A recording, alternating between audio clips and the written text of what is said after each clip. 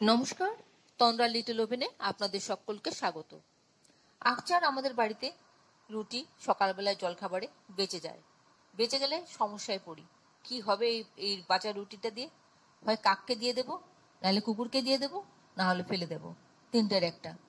আজ থেকে আর ফেলবেন না।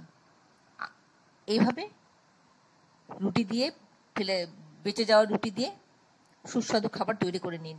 1 মিনিট লাগবে শেষ করতে। যে বলবে আর খেতে পারবো না, পেট ভর্তি হয়ে গেছে, সেও দেখবেন হামলে পড়ে খাচ্ছে। আসুন তাহলে দেখে নিই রেসিপিটা। এখানে আমি দুটো বেঁচে যাওয়া রুটি নিয়ে নিলাম। এই রুটি দুটো দিয়ে আজকে আমি আপনাদেরকে খুব সুন্দর স্ন্যাক করে দেখাবো। খুব মুখরোচক, আর হয়ে যাওয়ার সঙ্গে সঙ্গে একদম শেষ হয়ে যাবে। যখনই বানাই তখনই শেষ হয়ে যায়। আসুন তাহলে দেখে নিই কীভাবে করতে হবে। এখানে একটা পাত্রে আমি 3 টেবিল স্পুন বেসন নিয়েছি। এই বেসনটার মধ্যে আমি স্বাদ মতন নুন দিয়ে দিলাম, আর দেবো একটু শুকনো লঙ্কার গুঁড়ো, আর দিলাম একটু ধনে গুঁড়ো, আর একটু হলুদ গুঁড়ো, সব 1/4 টিস্পুন করে দেব। আর একটু 2 টেবিল স্পুনের মতন জল দিয়ে দিলাম। দিয়ে একটা ঘন ব্যাটার তৈরি করে নেব। ব্যাটারটা যেন পাতলা না হয়, বেশ ঘন হবে।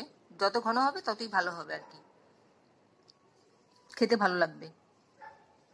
ঘন একটা ব্যাটার তৈরি করে নিচ্ছি। আপনারা কে কোথা থেকে আমার এই রেসিপিটা দেখছেন প্লিজ একটু কমেন্ট বক্সে কমেন্ট করবেন, আমার তাহলে খুব ভালো লাগবে। আর নতুন কোনো বন্ধু প্রথমবার আমার চ্যানেলটাকে দেখে থাকলে আপনাকে একটা বিগ হাত জানাচ্ছি, চ্যানেলটাকে সাবস্ক্রাইব করে নেওয়ার জন্য অনুরোধ রইল। পাশে বেল আইকনটা অ্যাক্টিভেট করে নেবেন, তাহলে আমার পরবর্তী সমস্ত রেসিপির নোটিফিকেশন সবার আগে আপনার কাছে এসে পৌঁছবে। এখানে আমি একটু কারি পাতা কুচি করে দিয়ে দিলাম, তাহলে ভালো করে মিশবে কুচি করে দিলে। এটা সরিয়ে রাখলাম, রেখে এবার রুটিটাকে নিয়ে আসলাম কাছে। আমি দুরকম ভাবে দুটো রুটি করে দেখাবো। এবার এই ব্যাটারটা রুটির উপরে দিয়ে দিলাম, দিয়ে ভালো করে লাগিয়ে নিচ্ছি। আপনারা যদি ফেসবুক থেকে আমার এই রেসিপিটা দেখে থাকেন তাহলে ফলো অপশনটা ক্লিক করবেন, তাহলে আপনি আমার সাথে জুড়ে যাবেন। আপনি আমার সাথে জুড়ে গেলে আমার সমস্ত রেসিপির নোটিফিকেশন সবার আগে আপনার কাছে এসে পৌঁছবে। এইভাবে ব্যাটারটা চারিদিকে ছড়িয়ে লাগিয়ে দিলাম। এবার এর উপরে আমার কাছে রয়েছে ছানা, তাই আমি একটু ছানা গ্রেট করে দিয়ে দিচ্ছি। আপনার কাছে যদি ছানা না থাকে, ঘরে যদি পেঁয়াজ থাকে পেঁয়াজ কুচি করে দিন, ক্যাপসিকাম কুচি করে দিন, গাজর কুচি করে দিন, যাই দেবেন উপরে একটু মিহি করে দেবেন, আর দিলেই ও লেগে যাবে, ব্যাটারের মধ্যে আটকে যাবে।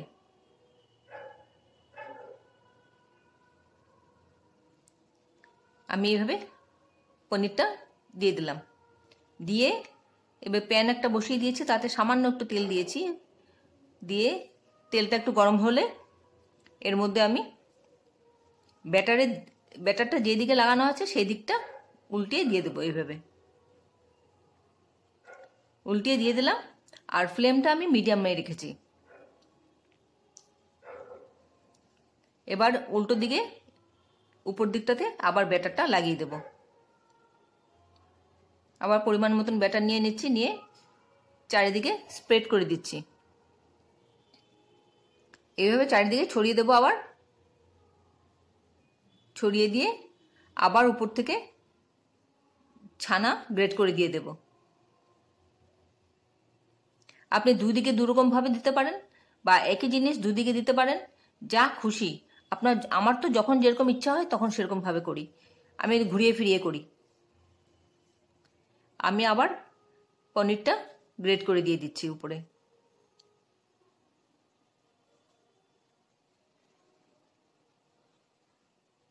বেশ পিৎজা পিৎজা মতন লাগে, বেশ ভালো লাগে খেতে। আমি দিয়ে দিলাম ছড়িয়ে, যতটা দরকার আমার ততটা পনির দিয়ে দিলাম। দিয়ে এবার উল্টে নেব।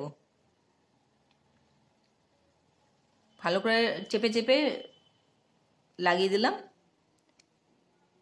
উপর থেকে আবার একটু তেল ছড়িয়ে দিয়ে দিচ্ছি, রিফাইন তেল দিয়ে দিলাম। এবার আমি রুটিটাকে উল্টে দেব। দেখুন কি সুন্দর ভাজা হয়েছে। ভাজাটা অনেকটা একটু বেশি হয়ে গেছে, কিন্তু আর একটু কম ভাজা হলে আরও দেখতে সুন্দর লাগবে, আরও ভালো লাগবে। এবার উল্টো দিকটা আবার একটু ভেজে নিচ্ছি খানিকক্ষণ, এই 2 মিনিট মতন ভেজে নিয়ে তারপর আমি তুলে নিচ্ছি। দেখুন এই দিকটা আমি একটু কম করে ভেজেছি, তাই দেখতে সুন্দর লাগছে আর খেতেও বেশ ভালো লাগে। এবার আমি পিৎজা কাটার দিয়ে কেটে নিচ্ছি।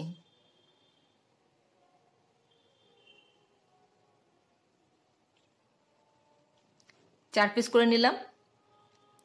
আপনারা যারা এখনো পর্যন্ত আমার চ্যানেলটাকে সাবস্ক্রাইব করেননি, ঝটপট সাবস্ক্রাইব করে নিন। আপনাদেরকে আমাদের মাঝে দেখতে পেলে আমাদের খুব ভালো লাগবে। পিৎজা কাটার দিয়ে এরকম ভাবে কেটে নিলাম। এবার আমি অন্য আরেকটা রুটিকে দেখাবো কীভাবে সেই রুটিটা আমি করলাম।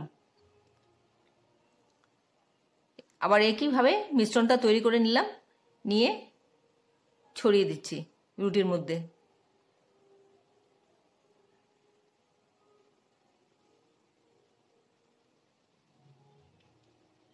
এইভাবে মিশ্রণটা আবার রুটির গায়ে মাখিয়ে দিলাম।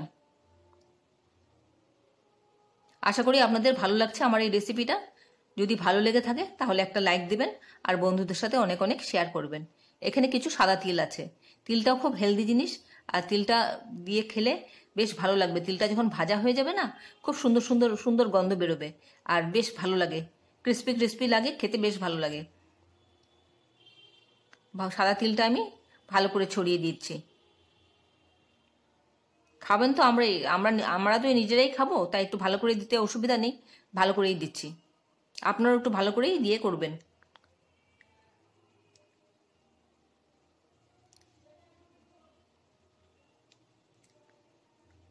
এবার আবার তেলটা ছড়িয়ে নিচ্ছি, প্যানে ছড়িয়ে নিয়ে আবার দিয়ে দিচ্ছি। ব্যাটারের দিকটা দিলাম, এবার উপরে আবার ব্যাটার দিয়ে দেব। একটু চেপে চেপে লাগিয়ে দিচ্ছি যাতে ভাজাটা হয় ভালো। এবার আবার একটু ব্যাটার নিয়ে এর উপরে ছড়িয়ে দিচ্ছি।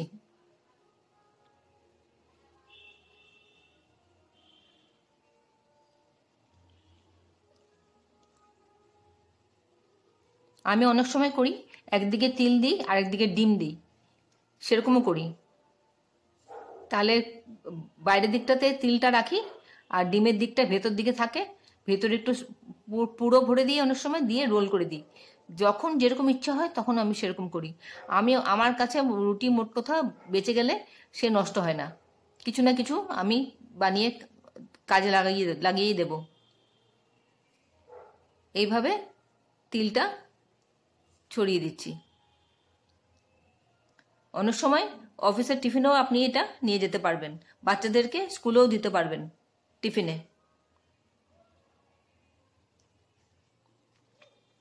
এটা এতটাই সুস্বাদু হয় যে কেউ টিফিন বক্স ফেরত নিয়ে আসবে না, সবাই খেয়ে নেবে চেটেপুটে।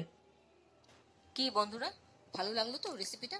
ভালো লাগলে একবার অবশ্যই বানিয়ে খাবেন। খেয়ে কেমন লাগলো কমেন্টসে জানাতে ভুলবেন না, আমি আপনাদের কমেন্টসে অপেক্ষা করি।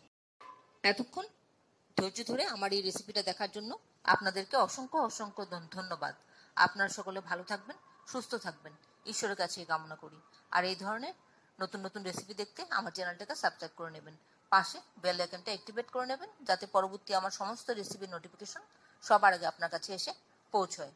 আর আপনাদের যদি কোনো প্রশ্ন থাকে আমার এই রেসিপি সম্পর্কে কমেন্টসে জানিয়ে দেবেন, আমি আপনাদের প্রশ্নের উত্তর দিয়ে দেব। দেখুন এবার এটাও নামিয়ে নিলাম। এবার এই রুটিটাকেও কেটে পিস করে নিচ্ছি, তারপর প্লেটিং করে নেব।